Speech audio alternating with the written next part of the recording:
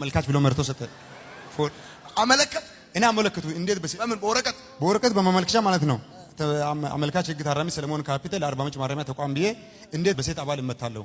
ሴት ብትሆንም አባል ነች ገና ትመታለህ ለአመልካች ብሎ መራ ወረቀቱን አጥፎ ወረቀቱን እንደዛ አጥፍና ለአመልካች አለ ለኔ መልሶ ማለት ነው። ለአመልካች ሴት ብትሆንም አባል ነች ገና ትመታለህ አርፌ ታረም ማለት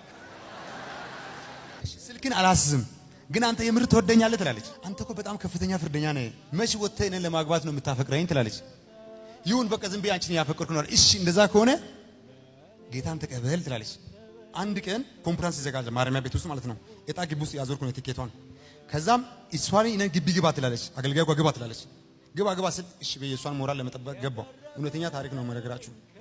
ከዛም በኋላ ቀጥታ በስሜን ጠርቶ አገለገለኝ። 3 ዓመት አለኝ እኔ ገና ልፈታ። አሁን ከተፈታው 8 ወራ 3 ዓመት እያለኝ መጨረሻ ላይ ሰለሞን የሚባል ሰው ተነሳለ። እግዚአብሔርን ነው የምልህ ቁጭ አልኩኝ። ስንት ሰለሞን አለ ብዬ ሰለሞን አትነሳም አባስም ነው የምትጠብቋልና እሺ ሰለሞን ካፒታል ተነሳው።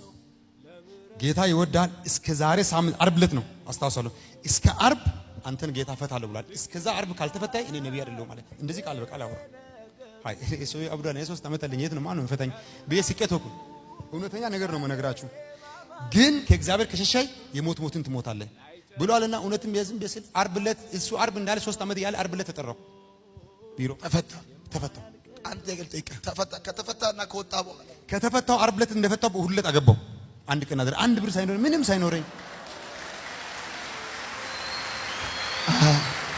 አመቻችቷል። እሱ አቀባብላ መስመር ላይ አርጋል። ዓርብ ተፈታ፣ ቅዳሜ አደርክ፣ እሁድ አገባ። ቅዳሜ አደርኩት፣ እሁድ ዕለት አገባ። ከተፈታው 8 ወር 8 ወር። በዚህ 8 ወር ውስጥ ታዲያ መጠጥ ቀጣክ? በቃ አሁን ነው ዋናው ነገር። በቃ አንተ እዚህ ጋር ልመጣም የቻልኩበት ማለት ነው። ለካ አጋንንቱን አላለቀቀኝም። የልጁ ትምህርት አባቱን ድርሻ ወሰደው ልጅ እንደወጣው ድርሻዬን ጠይቁኝ ነኝ። አይ ምናምን ዓመት አልተጠቀምኩም ድርሻዬን ስጠኝ አልኩኝ አባቴ። ነትህ ነው ደውልና አሁን መጠየቅ ትችላለህ። ከእስር ቤት ከወጣ በኋላ አይ ምናምን ዓመት ምንም አልተጠቀምኩም ድርሻዬን ስጠኝ ለኔ አባ አልኩኝ። ላገባ ነው ድርሻዬን ስጠኝ አልኩኝ። ይሄ መች ነው? ዓርብ ዕለት እንደተፈቱ ቅዳሜ ጠዋት ነው። አግባ ችግር የለም ቤት አለ አይደል ቤት አለ ምናምን አግባ ይላል። ድርሻዬን ከሰጠኝ አሁን እነሱ ምን ይመለኝ አንድ ብር የለኝም አግብ ስጠኝና አገባለሁ አልኩኝ። ከዛም በዛ ቅጽበት ውስጥ ደግሞ ሌላ ሰውም እንዳያገባ በፈራውና ወዳውን አገባው። እሁድ ዕለት አገባውና ሰኞ መክሰኞ ድርሻዬን ወሰድኩኝ። አሁን ስማ የልጁን ታሪክ ድርሻውን ወሰድኩት። 200 ሺህ ብር ሰጠኝ፣ ሞተር ሰጠኝ አባቴ ማለት ነው። አሁን አንድ ብር የለኝም። አንድ ብር አሁን በአሁን ሰዓት 5 ሳንቲም የለኝም። መመለስበት የለብኝ እነግራለሁ። እዚህ ጋር ታሪክ አለ።